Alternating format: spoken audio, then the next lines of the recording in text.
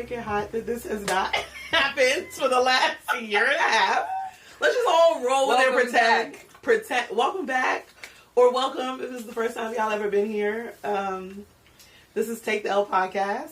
I am Siobhan, aka Sayo, aka Sio, aka so many other different names. Shishi, yes, tatted on my ankle.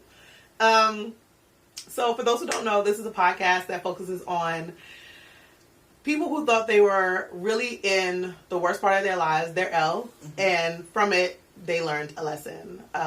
If you've been here before, we have the wonderful Bridget joining us. Yay. Bridget, do you want to introduce?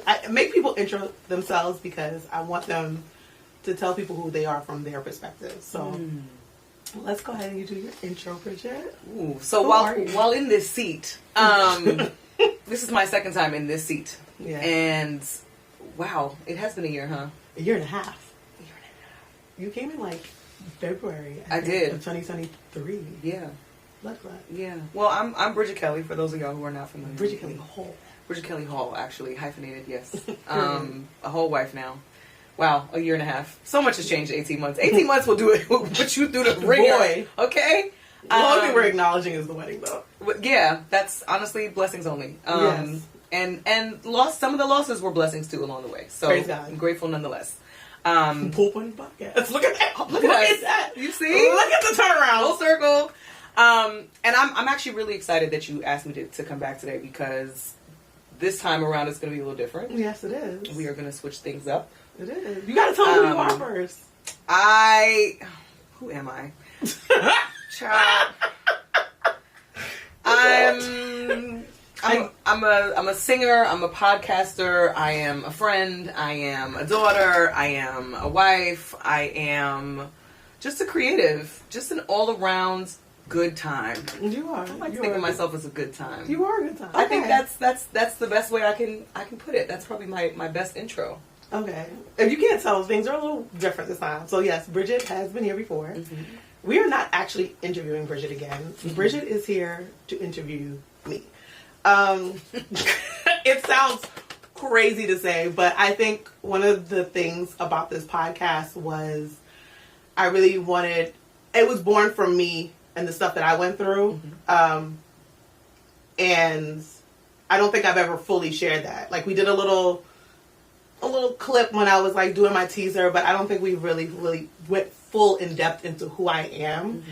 And I think per Sean, my producer, that is a big part of the podcast and also a big part of people connecting with it. So as I enter my new decade, 40 in a week, in like 2 days. Yeah. Wow. Woo! End of an era. The mock neck got a little tighter just now.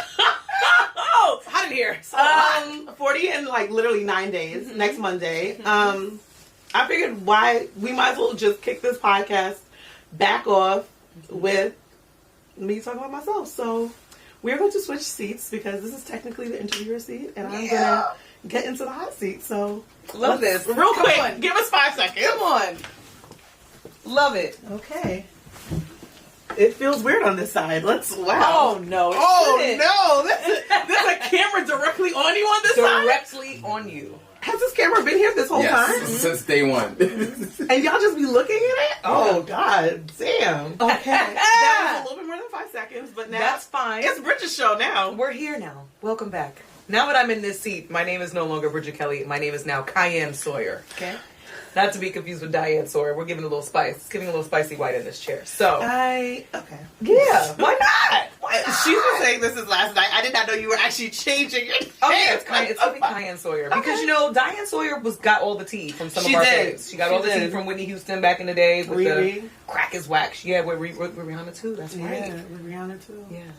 I'm hoping that I'm more aligned with Rihanna than Whitney in this moment. You don't do drugs, so I'm not even going to ask because I know. I know the answer. So, first of all, this last year and a half has been incredible. And I say incredible as in really eye-opening, jarring. I was like, jolting. Must be too incredible. 2024 was like, shake the table! And so now that we are embarking on 2025, which is also sort of the last week of this decade of your life, the last week of your 30s. I feel like we should go back to the beginning. Ooh, back to the beginning for you, because I think we're gonna get a little dark for a second, y'all. okay. And maybe not dark, but just a little melancholy. Okay. You know, since in light of the podcast being Take the L podcast, I think a lot of the L's that accumulate start with really big ones in the very beginning of our lives. Yes. And one of the things that you and I have always connected on is not having a father, or having a father that is not present anymore. Was on this earth, is no longer with us. May they rest in peace. May they rest in peace. But you've also experienced other losses as well. Yes. And so a lot. And so a couple of them have been really incredible figures in your life. Yes. Father figures in your life. Yes. To step in. Grandpa and uncle. How old were you when you lost them, and what was their impact on you before they passed? So my dad passed when my mom was a month and maybe a few weeks pregnant with me. I've never actually met my dad. My grandfather passed, not funny enough, but literally a month or two after my 30th birthday. So I started off my 30s with my grandfather gone, and he was my dad. So that was a little bit, honestly, it should have been an indication how the 30s was going to go. Because that shit was just like right out the gate. And it wasn't like we saw it coming. My grandfather was actually, he's had diabetes since I can remember. He literally had been in and out of the hospital. He had his last rites while I was a senior in high school, I feel like. Wow. And then he got on dialysis, and the nigga bounced back for like another 13 years. We were like, oh, okay, welcome back, Basil. Like, welcome. Heard you. And then I went to San Francisco for work and to spend the weekend with my best friend, because she was living out there at the time. And one of my other best friends from like my longest friend, Deandra, she called me, or she does not call me in the middle of the day. She called me in the middle of the day, and she was like, I'm calling to see how you are. And I was like, why? And she was like, she sounded so flustered and confused. And I was like, what happened? And she was like, I heard some stuff about you. And she couldn't even spit it out. And at that moment, I knew my grandfather had passed. Nobody in my family had called me. Nobody had hit me up. No, this is how I found out my grandfather had died. And I was like, Deandra, I need you to literally say the words before I call my family and start blacking. And she was like, I don't want to. And I was like, you have to say them. And she was like, your grandfather passed. I said, bet. I called my family's house and I said, hey, where's grandpa? Because he wasn't in a nursing home. Right. He was there for rehab. He had like hurt his hip. Okay. I saw him right before I left. He was fine. He's not an emotional person, but he was like, I love you, she. And I was like, oh, okay. Went to California, about to be drinking my life away. Thinking nothing of it. And it was like right after I had finished my work portion. And I called and said, where's grandpa? And my grandmother was like, I don't have time for this shit. And hands the phone to my my family are lunatics. When everybody asks why I'm like this, I don't have time for this shit was the response. My family are lunatics, and y'all think that I'm like this, but my family is not an emotional family. And like, so for me to be such an emotional person, it feels like I have to fight it.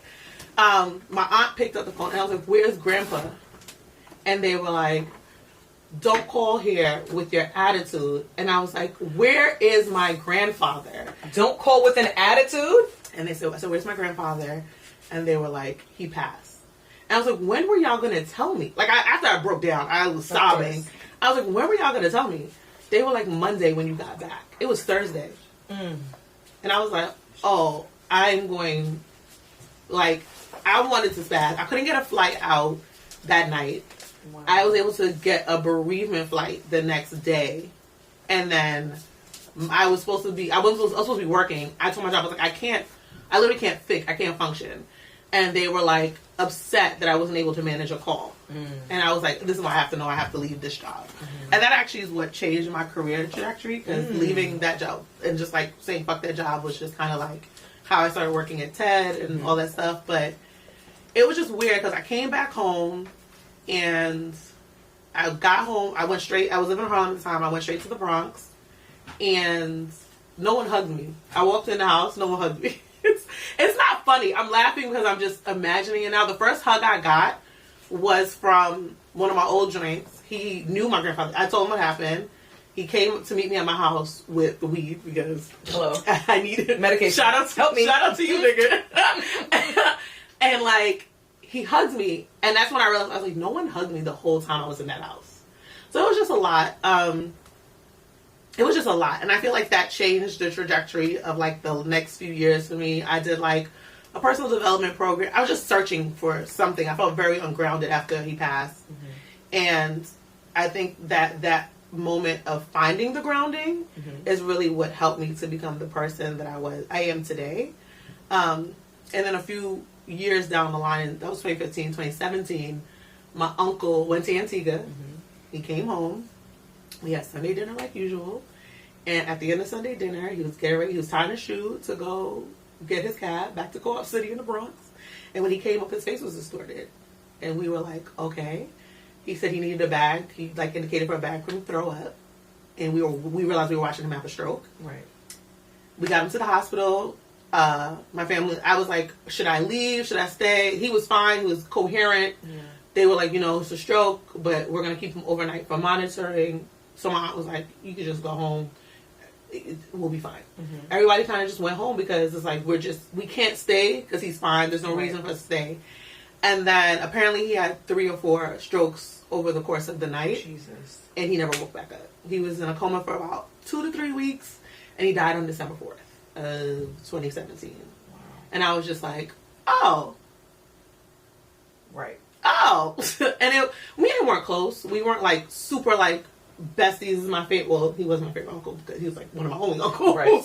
But it was just like, he was very kind. He was very like, I just work. I go to church. I go to Antigua.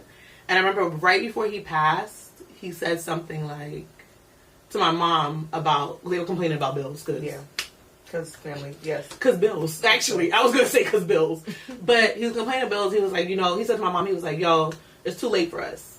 We got to rely on the kids to get rich and hopefully help. Or like, we got to live through the kids.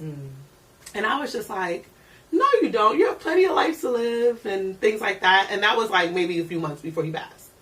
So that always stuck with me because I'm like, damn, like, you never know. You never know. There was no indication, and there were indications. Right. West Indian man, he had high blood pressure, he had diabetes, high cholesterol. He knew all of this and never told any of us. Sounds about right. Took no medication. So when he had the stroke, the complications from the other stuff kicked in. So when we're talking to the doctor, we didn't know any of that until they pulled his medical record and they were like, actually. So please get checked and take out medicine. But yeah, that was it. And I think that was just kind of like when I decided that I just need to get out my comfort zone because I'm a very anxious person and I like my little comfort zone. I love my little box. People think I'm like outgoing and all. I'm like, y'all. Well, you're outgoing. You're not easygoing, but you're outgoing. Okay. I don't think I'm outgoing. I think I have what y'all see is, you don't realize what y'all see is me forcing and talking to myself to be a little bit like more present. Yeah, or to be that outgoing or to be that like to push past my anxiety. Like my anxiety is very crippling. Have you always had anxiety? My nickname when I was growing up was Worry Wart. They nicknamed you Worry Wart? That's awful. Yeah. It's fucking awful. My family. Usually you get teased for stuff as a kid. You're not getting a nickname based on having. Oh, that was from my family. That's what I'm saying. Yeah, no. Yeah, that's my nickname. Like, they used to call me Little Worry Wart. A little. Mom used to call me like a little. She used to call me WW or a little. Yeah, a whole slew of names. Wow. But I was always anxious. Always. I would think that I was anxious because I knew the story of my dad, and I'm like, oh, he died from a headache, and nobody knew. Right. And then my grandma went to check on him. He was curled up in a ball because he had a brain aneurysm. Oh my god. So I'm always nervous. Like if mommy didn't come home, I'd be like, mommy's dead. They're like, she couldn't get a cab. Like she was late getting off of a nurse. Right. But I would be home crying if she didn't come home. She came home at 7:15. If she was not home by 7:30, I would be sobbing by the window. So I've always just been an anxious child. How do you handle that as an adult, having now experienced 2 major losses back to back? Honestly, 2 years apart. That's a good ass question. Especially since not coming from an emotional family too. It's kind of, have you ever felt more pressure then to figure out and navigate that space differently for yourself? Yes, I I love my family very much. I just realized I can't be like them. And there's moments where I catch myself being like them, and I'm like, this is Sharon, or this is my aunt. And I'm like, these aren't the best qualities of them that I love. So I have to try to make it different, a change. I think when it happened with my uncle, I was like, I got to do it scared. I have to do it. I have to ignore the fear, and I just got to do it. And that's how I ended up in San Francisco, because I never wanted to leave New York. I never even wanted to like go to Jersey. Never mind fucking San Francisco. And I was just like, there's this great opportunity for Twitter, and I have no kids. I have no nigga. Still have no nigga, but it doesn't. Well, you have a kid. You have Ginger. I have Ginger now. But there was no reason for real for me to stay in New York. Right. And I did a half marathon that year. I had never ran anything that year. Amazing. I went to I've been to carnivals before, but I went to Trinidad Carnival. I just did a lot more things that I would have overthought or talked myself out of. Yeah. And I think I was doing a really good job managing the anxiety and like doing things scared until I got to California. I think California got really overwhelming. And at one point, even before the pandemic, I was having a panic attack every day. Like literally on the way to work, I had to stop taking the train because that's when it would happen the most. I would get on the train and something, I don't know if it was like the pressure or being I don't know what the fuck it was, but I would get on that train, and as soon as we went into underground, I would feel like my whole body got weak and I was going to drop. And nobody sits on the train in San Francisco because it's bed bugs. So you have to stay. There's bed bugs on the train? Bed bugs on train in San Francisco. All the time? There's cloth seats, and their homelessness and something is so bad. Nope, that's all you had to say. Cloth seats. Yeah. Seats. That's all you had to say. And like there would be syringes like stuck in between the seats, so people have literally gotten like poked with like dirty syringes while trying to go on the way to work. I was on the train next to somebody who literally did heroin next to me. The irony of you being from the Bronx and being and finding a when niggas talk about and getting the Bronx, to the Bay. No, the Bronx on the train is a very different experience. No. The Bay got nothing. The Bronx got nothing on the Bay. Like I remember going when I was looking for apartments. I was talking to my aunt and I was like, "These crackheads are different." She was like, "You're from the Bronx. You know, you've seen a little homeless person or crackhead before." And I was like, "You're not understanding. These crackheads are different." So I think there was just a bunch of different factors that caused me to be anxious about the bus. I ended, because California is a little bit, the weather is mild, I would take the bus instead of the train and walk 20 minutes to work. Wow. I would walk to the bus longer than the train, and then take the bus 20 minutes, and then walk all the way down Market, which is riddled with crackheads, but also space. I don't know what it was. But I just had really bad, like my first panic attack was at work. Like they called an ambulance for me at work because they didn't know what it was. I didn't know what it was. I thought it was my vertigo. I thought that maybe I was having a stroke myself. Like it was bad. And I was just like, oh, okay. And then it just kept happening. How did you stop that? How did you cure it? Going on the bus. I was on the bus until the pandemic happens. And then the pandemic happens, and then my whole family got sick at the beginning, and I was losing my mind because it was the one thing I was scared about, being away.